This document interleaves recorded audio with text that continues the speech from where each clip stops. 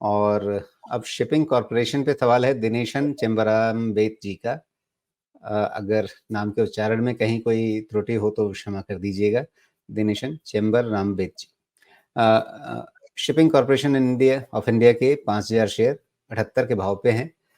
मन में आ रहा है मुनाफा वसूली करें या रखे रहें, इसकी दुविधा है। जी।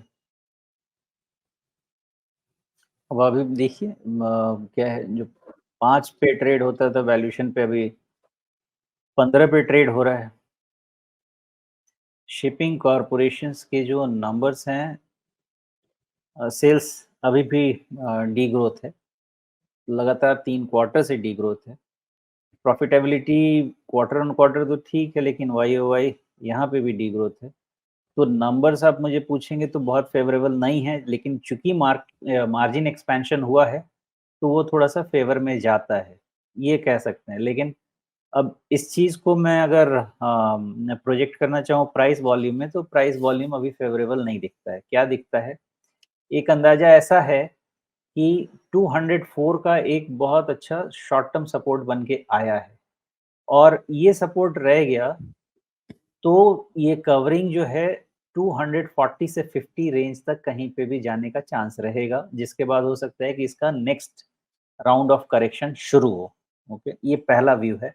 दूसरा व्यू ये है कि जब तक इसमें अब 280 के ऊपर, आज के डेटा के हिसाब से जब तक 280 के ऊपर क्लोज नहीं हो जाए, फ्रेश इसमें मोमेंटम ट्रिगर नहीं होगा, रादर कहीं ना कहीं करेक्शन और होगा और कंसोलिडेशन। जी।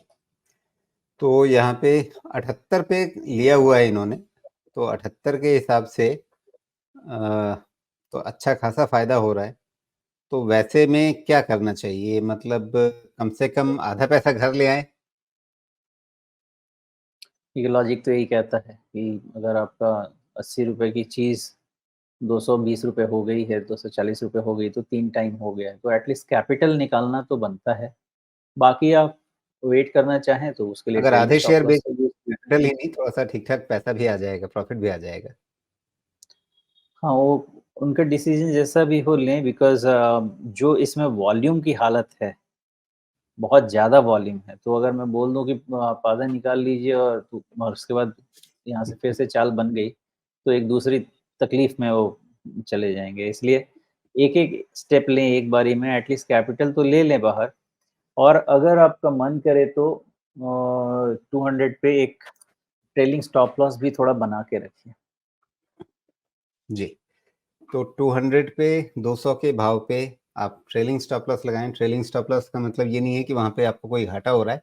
ट्रेलिंग स्टॉप लॉस एक जार्गन समझ लीजिए, टर्मिनोलॉजी समझ लीजिए, जहाँ पे आप असल में एक प्रॉफिट प्रोटेक्ट कर रहे होते हैं। तो उसके लिए कि भाई अगर 200 के भी नीचे जाने लगा तो हो सकता है कि ये फिर और नीचे आता जाएगा, तो आपका प्रॉफिट और घटता जाएगा। तो उससे बचने के लिए फिर आप 200 पे एक बार रिव्यू कर लें कि हाँ, निकल जाना है पूरा या क्या करना है। अंततः फैसला तो आपको खुद ही करना है, लेकिन जो भाव दिख रहे हैं और जो चाल दिख रही है उसके हिसाब से कुछ पैसा निकाल लेना चाहिए, कम से कम पूँजी निकाल लेनी चाहिए, और उसके आगे भी थोड़ा निकालना चाहें वो आपका निर्णय। निर्णय तो सारा ही आपका है। अ, तो ये सारी चीज़ें हैं, सारा पर्सपेक्टिव आपके सामने है, उसके हिसाब से आप देखिए क्या करना है। और नतीजों को लेकर के इसके एक ही चीज़ मेरे नज़र में आई कि इसके नतीजे काफ़ी ऊपर-नीचे रहते हैं। मतलब टॉप लाइन तो उतना नहीं हिलता है, लेकिन प्रॉफिट नंबर्स काफ़ी ऊपर-नीचे हो जाते हैं। ऐसा इनके बिज़नेस में क्या है? हेवी इंडस्ट्री बिज़नेस है ना, तो हेवी इंडस्ट्री बिज़नेस में आपको ये सारी चीज़ें देखने को मिलेंगी।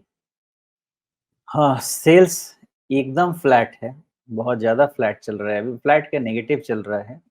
तो जी। इसलिए जब तक सेल्स नंबर पॉज़िटिव नहीं हो, ग्रोथ पे वापस पॉज़िटिव नहीं हुआ जा सकता है। देखिए, और प्रॉफ़िट आप कॉस्ट मैनेज करके भी हो सकते हैं। कभी आपका इन्वेंटरी हाई कॉस्ट इन्वेंटरी निकल गया, उसके बाद आप कॉस्ट मैनेज कर सकते हैं, ऑपरेशनल लेवल पे कॉस्ट मैनेज कर सकते हैं।